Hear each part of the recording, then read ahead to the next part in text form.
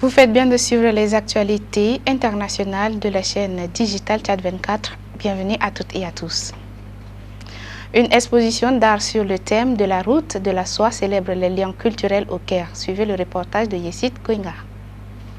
Le rendez-vous des artistes de la route de la soie, une exposition d'art présentant 87 peintures et pièces de céramique reflétant les liens culturels entre la Chine et les États arabes par des artistes des deux côtés, a débuté lundi et se poursuivra tout au long du mois au Palais des Arts du Caire, capitale de l'Égypte. L'exposition, co-organisée par le ministère chinois de la Culture et du Tourisme, le ministère égyptien de la Culture, la Ligue des États arabes et l'ambassade de Chine en Égypte, est l'exposition des réalisations de la visite du rendez-vous des artistes de la route de la soie en Chine, un événement important programme d'échange culturel mené dans le cadre du Forum de coopération Chine-États arabes. Plus de 1000 artistes et 22 États arabes ont visité la Chine sur les invitations spéciales et ont créé plus de 500 œuvres d'art, notamment des peintures, des sculptures et des œuvres d'art en céramique depuis la première édition de l'événement en 2029. Plusieurs artistes de Chine, d'Égypte, du Liban, de Jordanie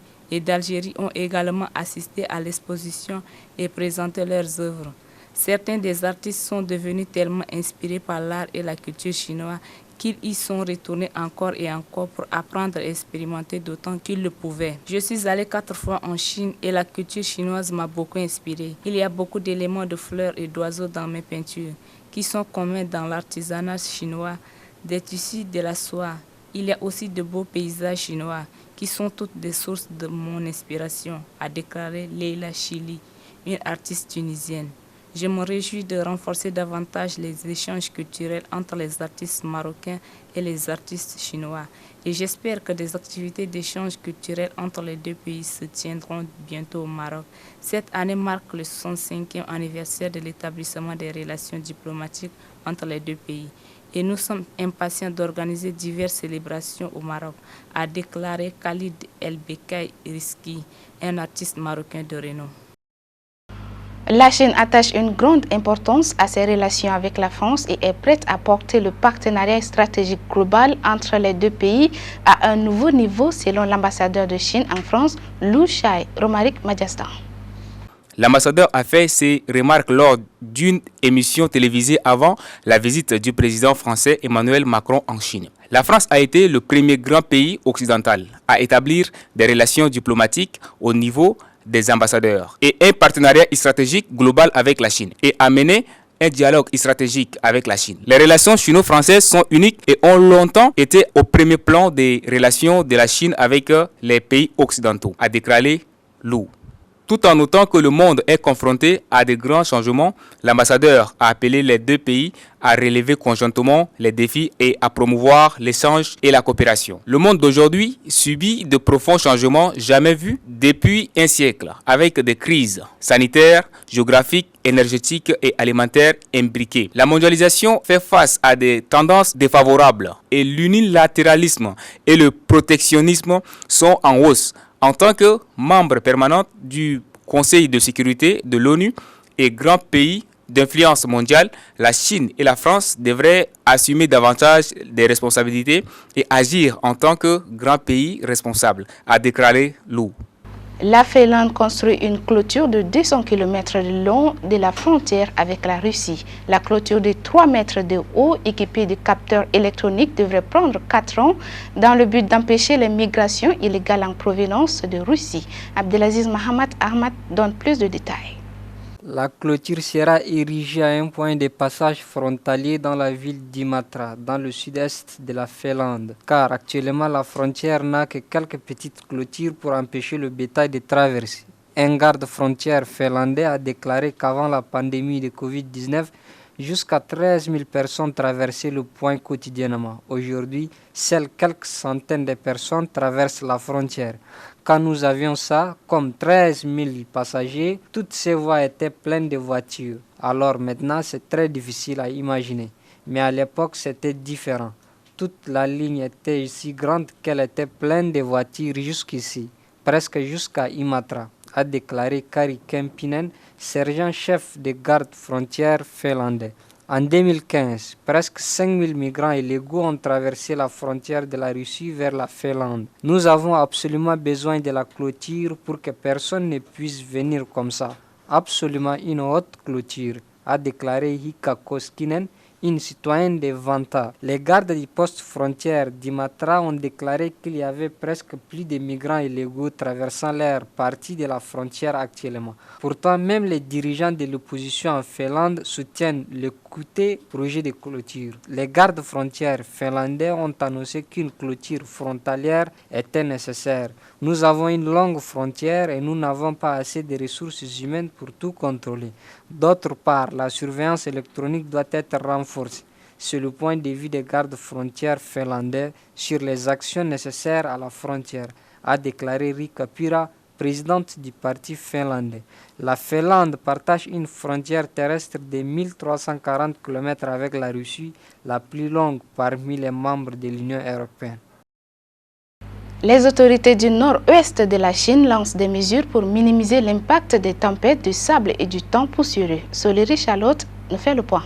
Les autorités locales du nord-ouest de la Chine ont intensifié leurs efforts pour répondre à l'impact des tempêtes de sable et du temps poussiéreux afin de minimiser les perturbations du trafic, d'assurer la sécurité routière et de protéger la production agricole. Une forte tempête de sable a frappé la ville de Mangyia de la préfecture autonome mongole et tibétaine de Yazi dans la province de Qinghai mardi après-midi. La visibilité tombant à moins de 300 mètres, gênant considérablement la circulation. Certaines sections de l'autoroute Qinghai-Zhejiang, une liaison routière majeure allant de l'ouest de la ville de Xining au Qinghai vers Kasgar, dans la région autonome ouïghour du Xinjiang, ont été fermées en raison des vents violents et de la poussière. Les services de police de la circulation locaux mettant en œuvre des mesures temporaires de contrôle de la circulation sur ces tronçons touchés. De plus, l'observatoire météorologique local de la ville de Mangyia a également émis une alerte jaune pour une vague de froid imminente avec des températures dans certaines régions qui devraient chuter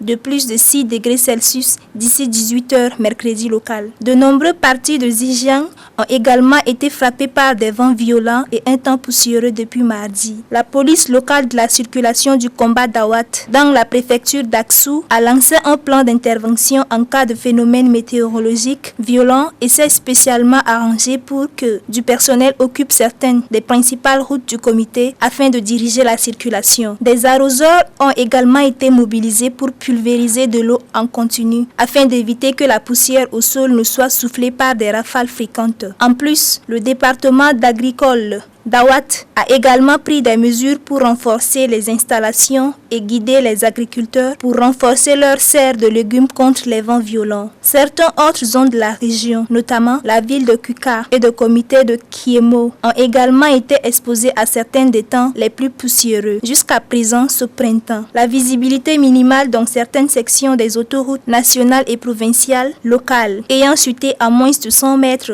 mardi. L'impact de la tempête de sable sur des régions du sud de Xinjiang devrait durer jusqu'à vendredi afin de s'atténuer progressivement. Selon les services de météorologie de la région autonome ouïghour ou Xinjiang, la Chine dispose d'un système d'avertissement météorologique à 4 niveaux avec un code couleur, le rouge représentant les conditions météorologiques les plus extrêmes, suivi de l'orage, du jaune et du bleu.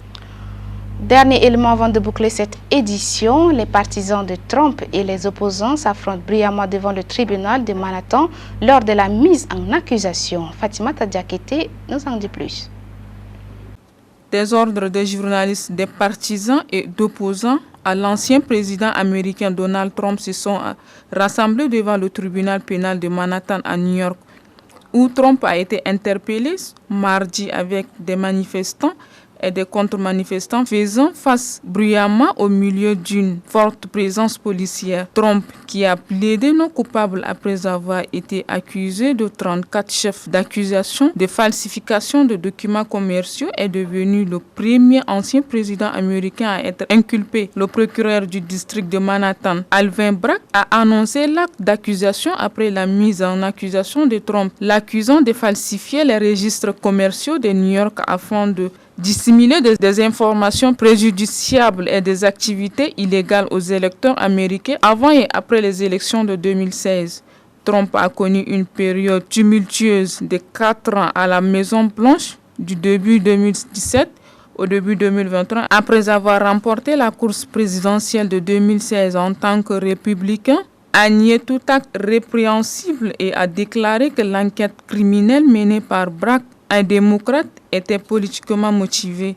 Les rues proches du palais de justice étaient remplies mardi de partisans de Trump venus de tous les pays pour mettre leur alliance à l'ancien président. Je suis ici pour soutenir notre président et je suis aussi ici parce que notre constitution est en train de s'éroder et la liberté d'expression, le premier amendement, il nous enlève lentement toutes nos libertés, a déclaré un de ses supporters. Je vois que c'est motivé par la politique, c'est un abus et gaspillage de l'argent des contribuables pour le système d'injustice et cela doit cesser, a déclaré un autre partisan de Trump. Cependant, il y avait des voix tout aussi fortes que des personnes opposées à Trump qui pensent que l'ancien président devait être tenu responsable. En général, les hommes riches, puissants et politiquement connectés n'ont jamais à vivre les choses que les gens ordinaires doivent vivre. Je suis donc ici un peu comme avec cette effigie. Essayez de la pousser karmiquement dans cette direction, a déclaré un anti-costumé Trump protestateur alors qu'elle tenait en air une effigie avec une grande partie des médias du monde réunis et Trump faisant à nouveau la une des journaux. Certains craignent que l'ancien président ne profite que de toute cette publicité gratuite alors qu'il cherche à faire une autre offre pour la Maison-Blanche en 2024. Je pense que c'est un tout spectacle pour lui d'avoir des images des campagnes pour son prochain cycle électoral, a déclaré un autre manifestant. C'est tout pour cette édition. Merci à vous de l'avoir suivi.